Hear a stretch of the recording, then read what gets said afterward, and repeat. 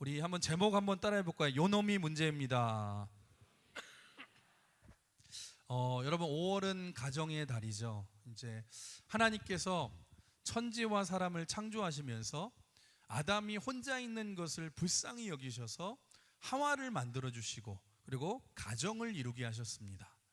그래서 여러분 가정은 하나님이 만들어 주신 특별한 선물입니다. 저는 여러분들의 가정에 하나님의 은혜와 축복이 가득하시길 주님의 이름으로 축복합니다.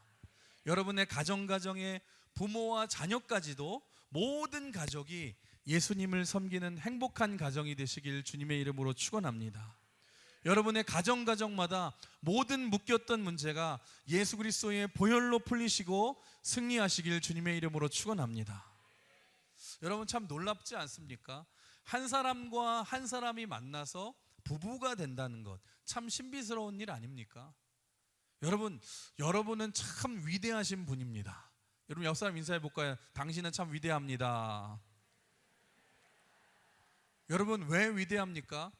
여러분 왜냐하면 옆에 있는 사람과 살기 때문에 그 자체로 위대한 거예요.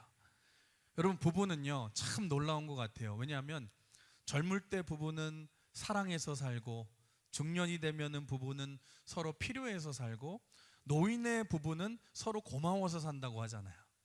그러니까 처음에는 사랑해서 시작하고, 나중에는 아이들도 태어나서 서로가 서로를 필요해서 살아가고, 나중에는 그 모진 세월을 같이 아끼고 살아와서 고마워서 산다는 말이 저는 참 적절한 말이라고 생각을 하는데, 여러분 이렇게 부부가 마음이 잘 맞아서 마음껏 하나님을 잘 섬기고 마음까지 통한다면 여러분 그때부터 가정천국으로 살아가는 줄 믿으시길 바랍니다. 그런데 한 마음이 되지 못하고 이제 평생 평행성처럼 두 마음으로 살아간다면 천국이 아니라 지옥이 되는 것도 가정이라는 것입니다. 그래서 그 밑에 자라난 아이들은 이 부부를 보면서, 엄마 아빠를 보면서 천국으로 생각할 수도 있고 지옥으로도 생각할 수도 있고, 내가 빨리 가정을 떠나고 싶다라고 생각할 수도 있고, 나는 평생 엄마 아빠와 함께하고 싶다라고 생각할 수도 있는데, 그러니까 내가 천국을 보여줄 거냐 지옥을 보여줄 거냐도 부모의 몫이라는 것입니다. 그래서 우리가 이번 연도 5월 한 달간 우리가 이 예수만 섬기는 우리 집 홈 스윗 홈이라는 이 주제로 우리가 같이 가정의 달을 같이 나누고 있는데, 여러분 그렇기 때문에 마귀는 어떻게 하냐, 더욱더 행복의 시작이자 출발인 가정에서부터 이 가정을 무너뜨리려고 어떻게든 공격한다는 것입니다.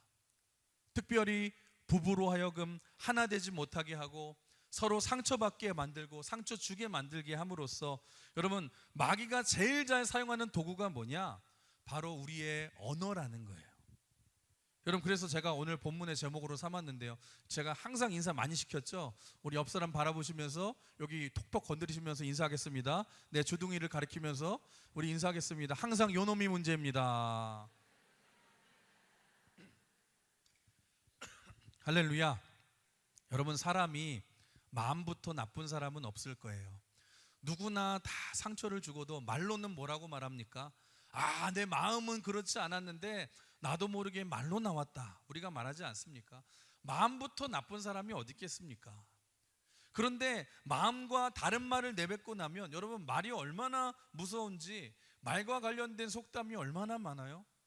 여러분 가는 말이 고와야 오는 말이 곱다.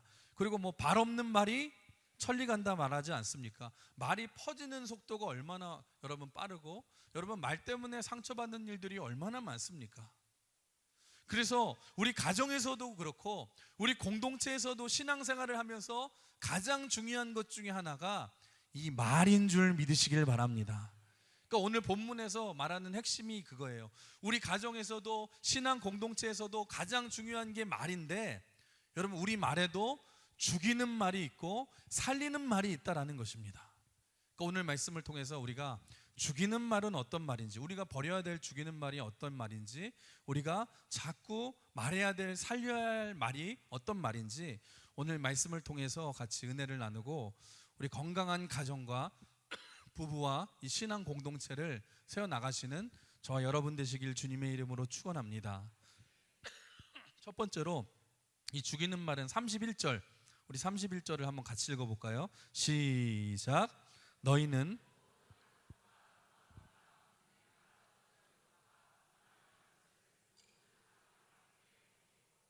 여기 보시면 우리가 버려야 될 말의 목록들이 나와요. 제일 먼저 나온 게 뭐냐? 모든 악독과라고 말합니다. 여러분, 악독이라는 것은 all the bitterness. 그러니까 이건 우리 안에 있는 쓴뿌리예요. 그러니까 썩어 있는 것들을 말합니다. 우리 마음속에 쓴뿌리가 있고 우리 마음속에 독이 있다라는 것입니다. 그러니까 과거에 내가 받았던 상처 때문에 또는 내 열등의식 때문에 그것이 내 마음의 쓴뿌리와 독이 되어서 다른 사람에게 독이 말로 묻어나오는 사람이 있어요. 여러분, 특별히 가정에서도 자식들에게 그 쓴뿌리와 독이 묻어나오는 사람이 있거든요. 그래서 마음속에 독이 있는 사람은요, 침묵하셔야 됩니다. 그래서 왜냐하면 마음속에 독이 있기 시작하면, 내가 독이 있는 상태로 말하기 시작하면 이 독이 내가 말하는 말과 함께 튀어나오기 때문에 이 독으로 인해서, 내 말로 인해서 주변을 다 죽이기 시작하고 관계를 깨버리기 시작한다는 것입니다.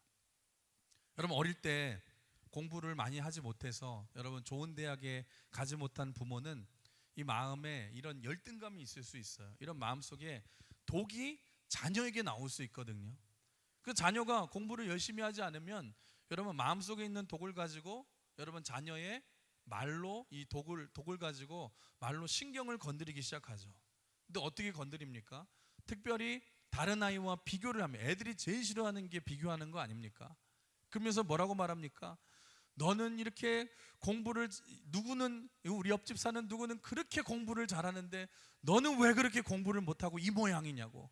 그러면서 꼭 뭐라고 그래요? 꼭 남편 얘기를 하죠. 너는 누구 닮아서 그렇게 머리가 좋지 않냐고. 그러면 너는 왜 그 모양이야? 너는 절대로 안 돼. 너 공부해야지 돼. 말 속에 독을 발라서 공격을 하니까 이 말이 자녀에게 상처가 되고 쓴뿌리가 되지 않습니까? 여러분, 부부 사이에서도 마찬가지예요. 남편이 자신의 무능력함에 대해서 상처가 있는 사람들은요, 그 독이 말에 발라져서 나오거든요. 그러니까 어떻게 합니까? 집안에 와서 막 분노하는 거죠. 집안 꼴이 이게 뭐야? 당신 할 줄 아는 게 뭐가 있어? 소리를 지르기 시작합니다. 근데 사실 여러분, 집안 꼴이 아니라 사실은 내 꼴이 이게 뭐야? 그 복잡한 마음이 있는데 상처가 있으니까 그 말에 독이 묻혀서 상처가 나오지 않습니까? 그러면 상처받은 아내가 그 말을 듣고 화가 나죠. 그래서 똑같이 독이 발라진 말로 말을 하기 시작하지 않습니까? 뭐라고 그래요? 그래, 너는 잘났냐? 네가 나한테 해준 게 뭐 있어? 그러면서 뭐라고 그래요? 능력도 없으면서 뭘 잘했다고 큰 소리야? 그러면서 상대방의 가장 아픈 상처를 건드리는 말에 독을 발라서 말하지 않습니까? 네가 무능력해서 그래. 그때부터 가정의 지옥이 되기 시작하는 거예요. 그러면 이제부터는 막 말이 더 거칠어지는 거예요. 그럼 뭐라고 그래요? 남편이 또, 너 권사가 이런 모습 교회 사람들이 알면 참 좋아하겠다. 내가 다 한번 말해볼까? 그럼 벌써 끝난 거죠. 여러분, 이게 악독이에요. 악독, bitterness. 여러분, 말에 쓴 독을 묻혀서 말하는 버릇이 있는데 여러분, 이걸 버려야 될 줄 믿습니다. 오히려 우리가 하나님 앞에서 기도와 예배를 통해서 해독해야 될 줄 믿습니다. 여러분, 해독 없이 말하는 것은 사람을 죽이는 말이 된다는 것입니다. 우리가 첫 번째 버려야 될 게 악독의 말. 두 번째가 뭐냐? 노함과 분냄의 말을 하지 말라. 버리라. 여러분, 고린도전서 13장에 보시면 사랑장이잖아요. 사랑장에 보시면 사랑의 특징 중에 하나를 이렇게 말해요. 사랑은 성내지 아니하며.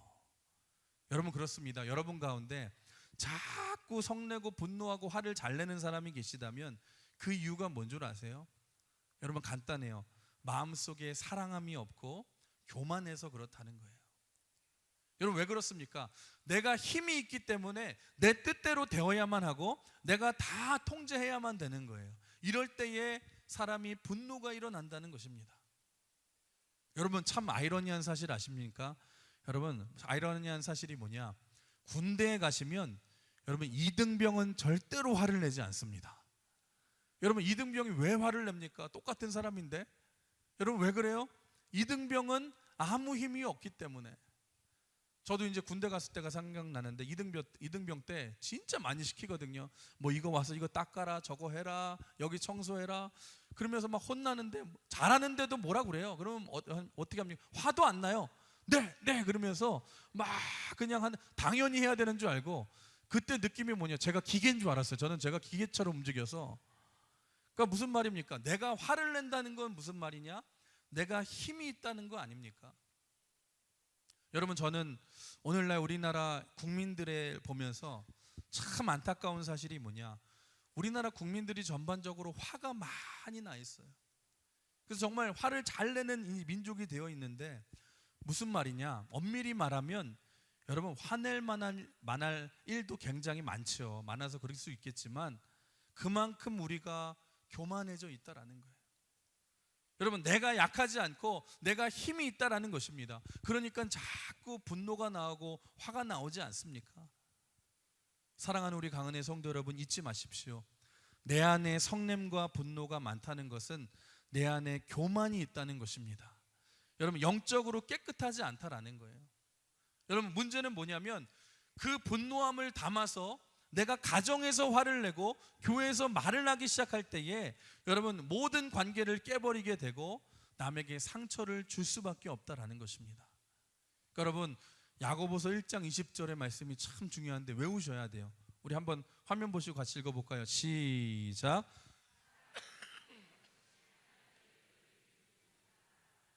여러분 믿으십니까? 여러분 그렇습니다. 화내는 걸로 절대로 하나님의 뜻을 내 삶에서 이루어낼 수 없어요. 여러분 자꾸 분노가 치밀어 올 때마다 침묵하시고 하나님 앞에 기도함으로 푸시길 주님의 이름으로 축원합니다. 세 번째로 죽이는 말이 뭐냐? 떠드는 것이라고 말해요. 떠드는 것. 영어 성경으로는 harsh word라고 나오는데 이 격한 말들, 떠드는 말들이에요.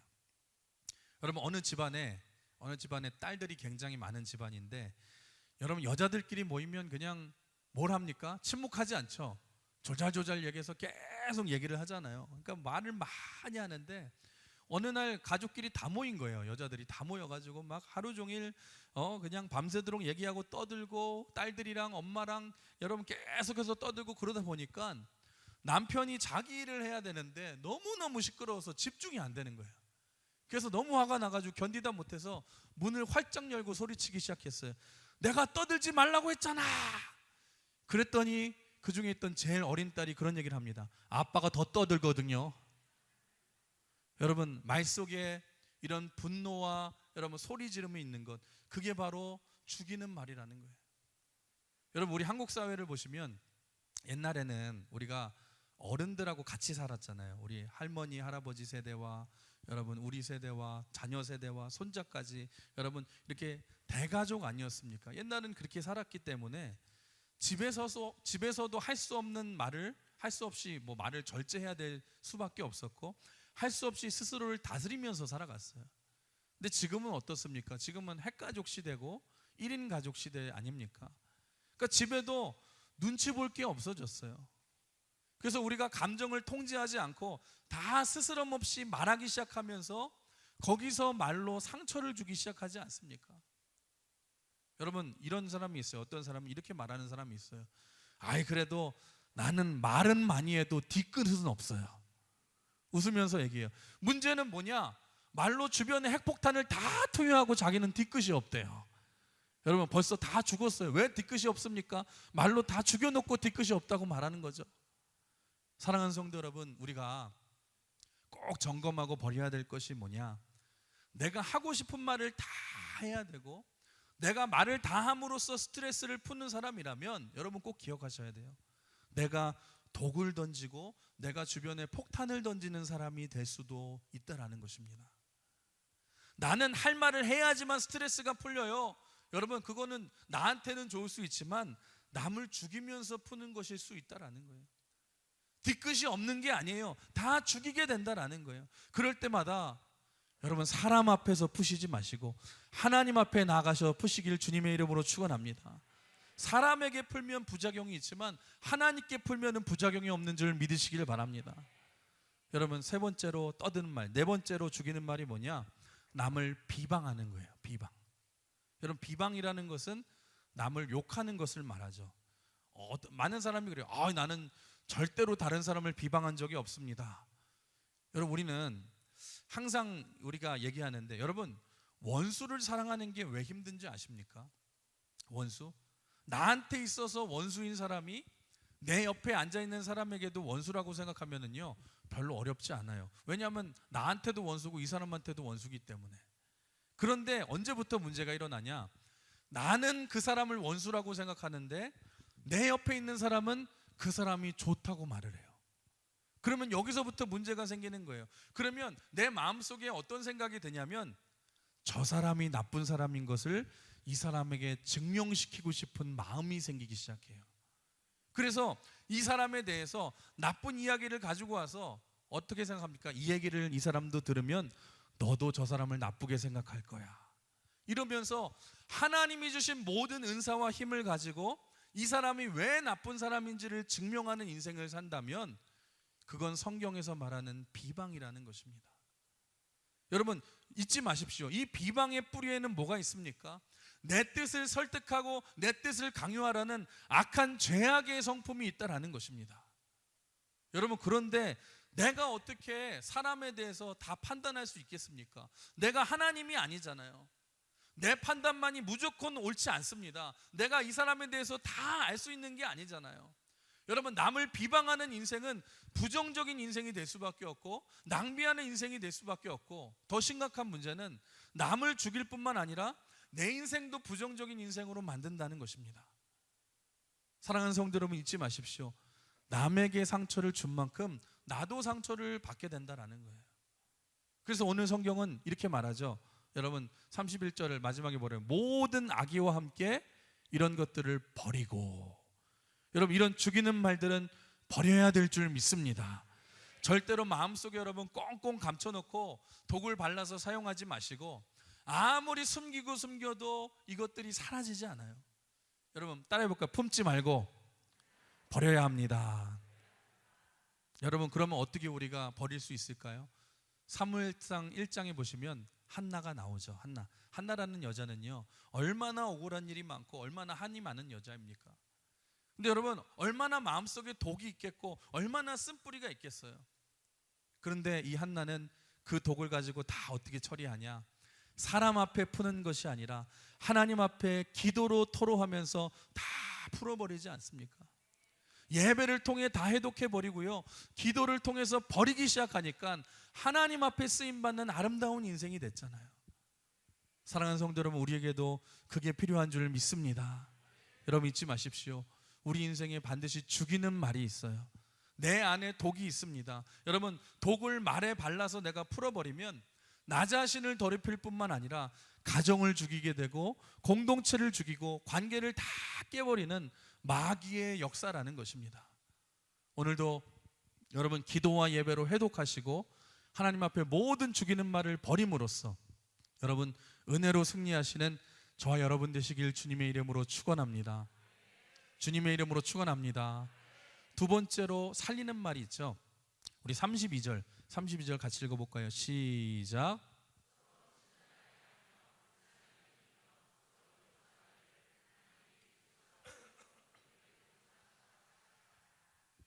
여기 보시면 살리는 말이 세 가지가 나와요. 서로 친절하며 불쌍히 여기며 용서하라.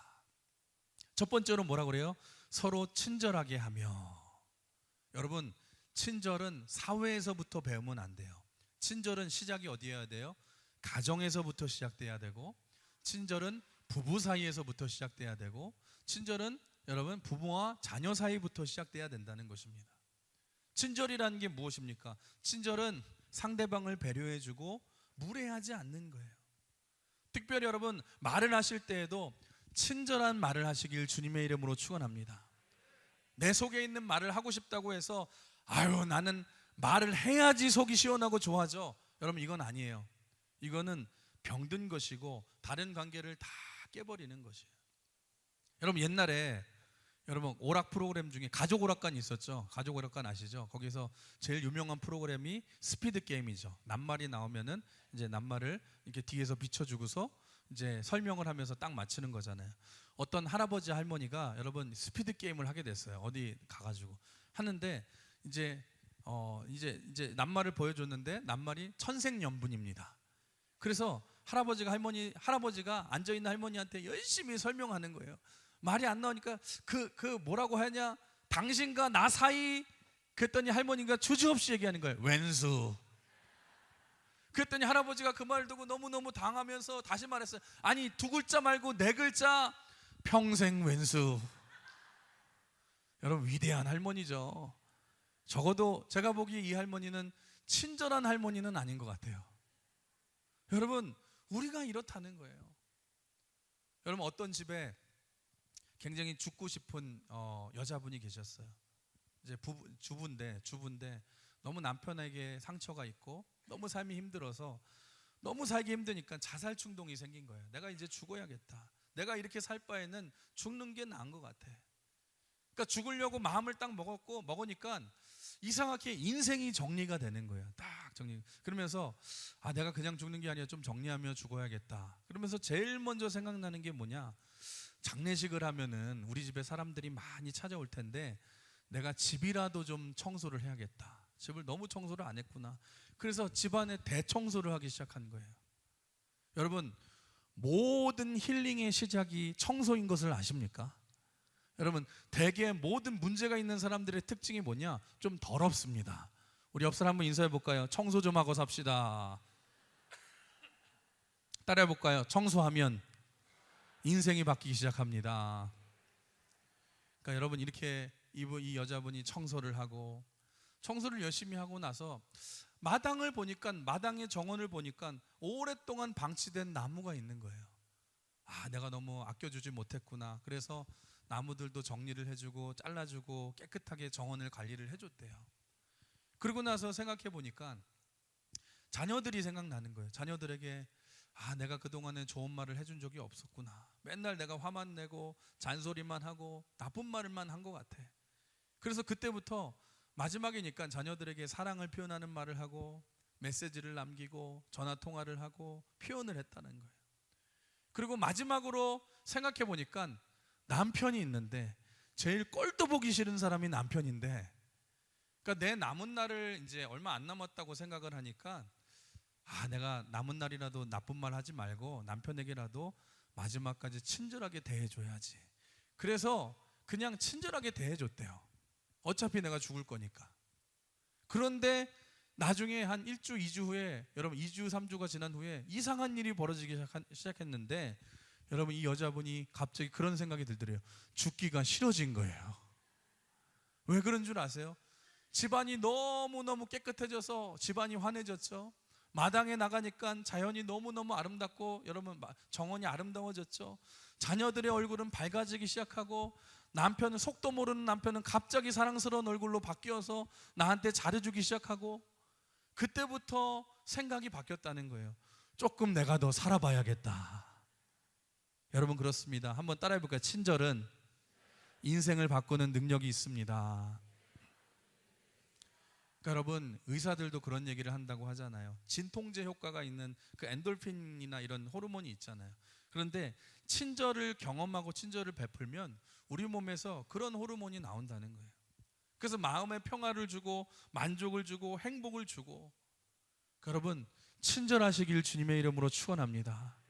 개팍하면 나를 죽이지만 친절하면 나도 살리게 되고 남도 살리는 인생이 되는 줄 믿으시길 바랍니다. 근데 여러분 우리가 한번 생각해 봅시다. 그런데 이렇게 친절이 좋은데도 우리는 왜 친절하게 살지 못하는가? 여러분 우리는 한 가지 잘못된 전제를 가지고 살아가고 있어요. 그게 뭐냐면 우리는 항상 이렇게 생각한다는 거예요. 남이 나에게 친절하게 대해줘야지만 나도 친절하게 해줄 거야. 가정에서도 이렇게 부부 사이도 말하죠. 우리 남편이 이렇게 변해야지만 나도 잘해주고 나도 변해서 잘해줄 거야. 여러분 이거는 잘못된 전제이고 어떻게 보면 주도권이 빼앗긴 인생 아닙니까? 사랑하는 우리 강은혜 성도 여러분, 우리는 하나님의 형상대로 지음받은 하나님의 존귀한 자녀인 줄 믿습니다. 하나님을 닮은 하나님의 자녀인 줄 믿습니다. 여러분, 우리 하나님이 어떤 분이세요? 우리 하나님은 어떤 이유나 공로 없이 우리를 사랑하신, 여러분, 우리 조건 없는 사랑을 주신 하나님이신 줄 믿습니다. 어떤 조건이 있어서 여러분 우리를 사랑하고 품어서 우리를 살리신 분이 아니라는 거예요.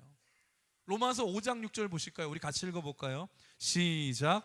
우리가 아직 연약할 때에 기약대로 그리스도께서 경건하지 않은 자를 위하여 죽으셨도다.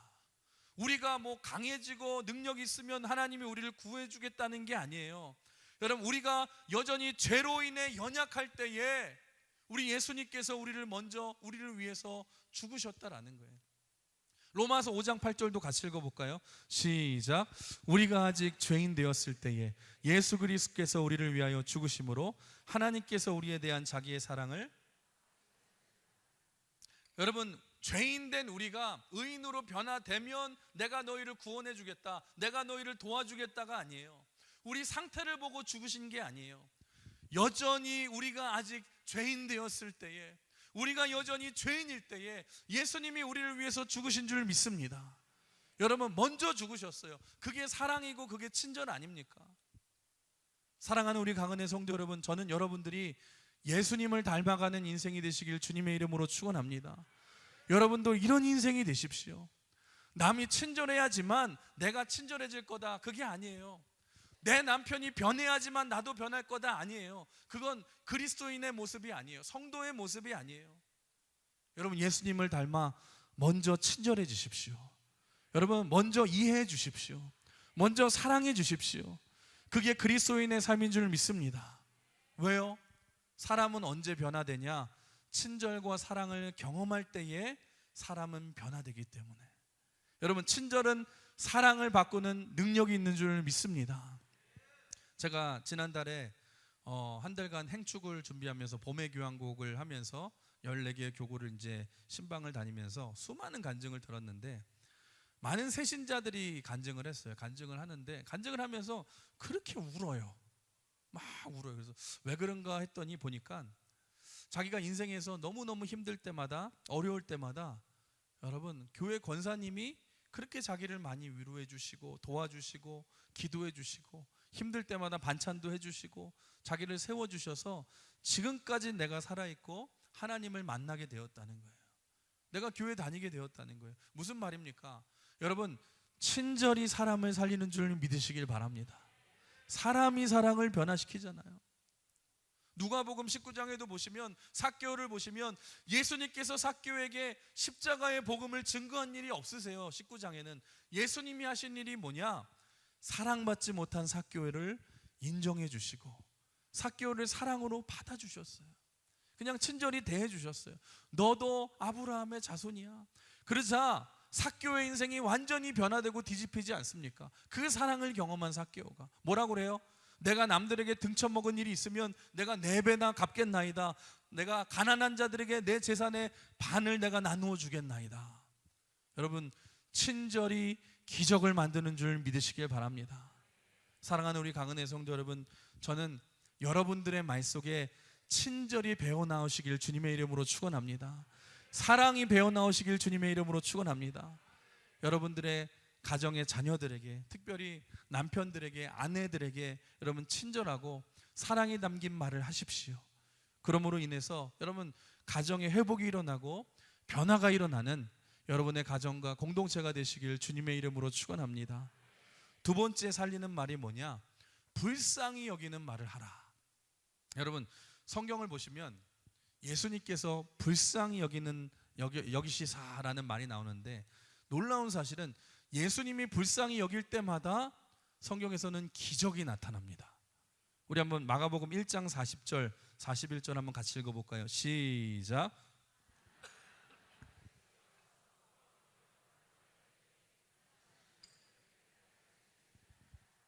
예수께서 불쌍히 여기사 손을 내밀어 그에게 내시며 이르시되 내가 원하노니 깨끗함을 받으라. 여러분, 나병 환자는 한센병이라고 하죠. 전염병입니다. 그 당시 성경에 나오는 문화로 보시면 나병 환자가 가까이 오면은 주변에서 부정하다 부정하다 외쳐서 못 오게 만들어야 돼요. 그게 당시의 풍습이었어요. 그런데 지금 읽은 말씀해 보시면 이 나병 환자는 나병 환자임에도 불구하고 예수님께 다가와서 부탁을 한다. 이게 무슨 얘기냐면 당시 상황과 정서로 보면 굉장히 무례한 짓입니다. 여러분, 꾸짖어도 될 마땅한 상황이거든요. 여러분, 그런데 잊지 마십시오. 많은 사람들이 여러분 이렇게 얘기해요. 사람이 법을 지켜야지, 교양이 있어야지, 여러분 이런 얘기를 많이 해요. 여러분, 물론 맞습니다. 그런데 사람이 너무 힘이 없거나 너무너무 가난하거나 어려우면 교양도 없을 수밖에 없고, 여러분 법도 지킬 수 없거든요. 제가 옛날에 이제 미국에 처음 갔을 때에 여러분 처음에 영어가 안 되잖아요. 혼자서 이제 영어가 안 되는데 이제 공항에서 이제 비행기를 갈아타야 되는데 찾다 제가 영어도 안 되고 뭐도 안 되고 그러다 보니까 비행 시간이 막 늦은 거예요. 늦었는데 겨우 가보니까 줄이 너무너무 길게 서 있는 거예요. 이거 큰일 났다. 그래서 제가 막 안절부절 못하다가 어쩔 수 없이 경찰관이 서 있길래 제가 막 안 되는 영어로 막 뭐라고 그랬어요. 샬라샬라 해가지고 막 그랬어요. 그랬더니 이 경찰관이 탁 갑자기 멋있게 나를 믿으라고 그러더니 갑자기 제 손을 딱 잡고 사람들이 있는 쭉 서 있는 앞에 쭉 앞에까지 쭉 저를 데리고 가서 앞에 있는 사람에게 막 설명을 하더니 저를 그걸로 밀어 넣어 준 거예요. 할렐루야. 그래서 제가 비행기를 놓치지 않고 탔어요. 너무너무 감사하더라고요. 여러분 한번 생각해 보십시오. 제가 모든 규칙을 규칙을 다 지키고 줄을 서서는요 절대로 이 비행기를 타지 못했어요. 그런데 제가 영어도 약하고 뭐 힘도 없고 어렵고 그러니까 여러분 도와주니까 제가 살지 않습니까? 우리도 마찬가지라는 것입니다. 여러분, 우리 주변에 힘없고 연약한 사람들에게 우리가 똑같이 여기지 말고 우리가 예수님의 마음을 품어야 될 줄 믿습니다. 우리가 도와줘야 되고 불쌍히 여겨줘야 된다는 거예요. 여러분, 법대로 하는 게 중요한 게 아니에요. 은혜가 흘러갈 줄 믿으시길 바랍니다. 살리는 인생이 돼야 될 줄 믿습니다.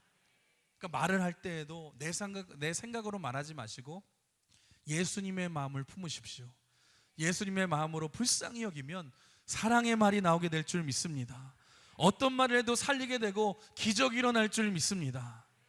특별히 여러분 가정에서 남편에게, 여러분의 아내에게 독이 있는 말을 하지 마시고 예수님의 마음을 좀 품고 여러분 표현해 보세요.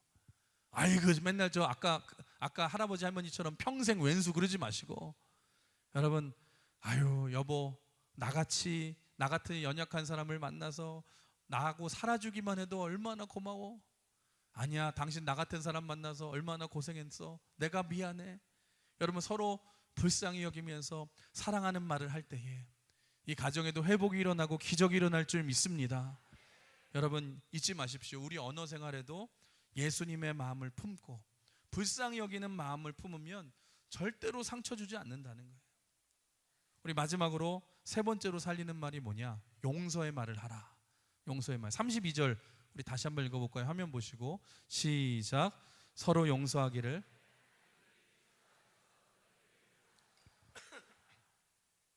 여러분, 용서는 사실 참 쉽지가 않습니다. 여러분, 용서는 쉽지 않은 언어예요. 왜냐하면 용서는 인간의 본성과 다르기 때문에 그래요. 우리 죄된 인간의 본성은 어떻습니까? 내가 뭔가를 당했다고 하면 여러분 복수를 해야지 이게 당연스러운 거 아닙니까? 많은 사람들이 논리를 따지죠. 라직을 따지죠. 사실 복수가 논리에도 맞아요. 착한 사람은 복을 받고 나쁜 사람은 벌 받아야 돼.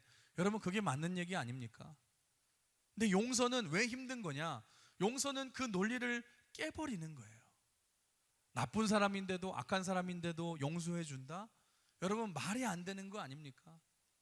여러분 그러니까 우리가 이렇게 살아가니까 용서 없는 인생을 살아가니까 얼마나 많은 사람들을 우리가 정죄하면서 살아갑니까?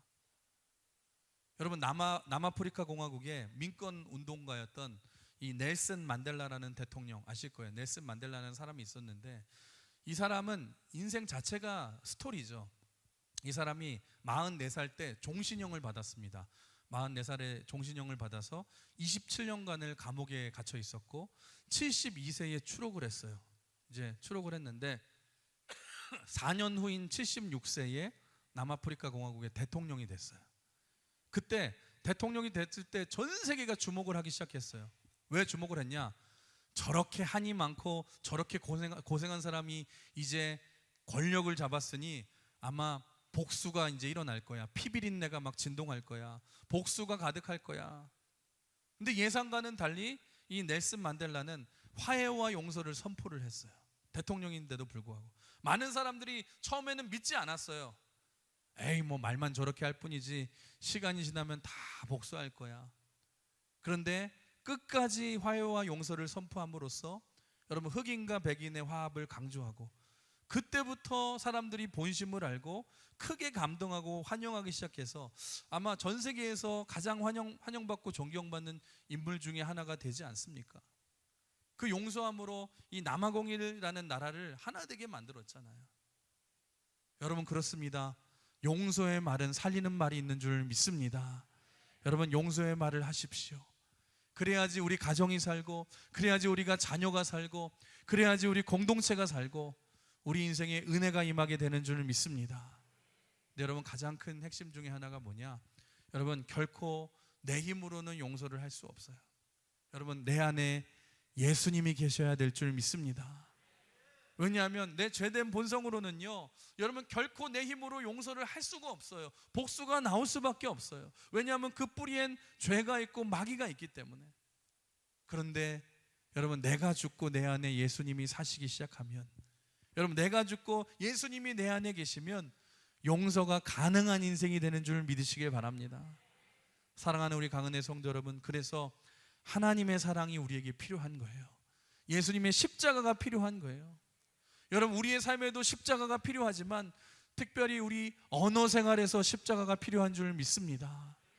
여러분 함부로 말하지 마십시오. 함부로 정죄하지 마십시오.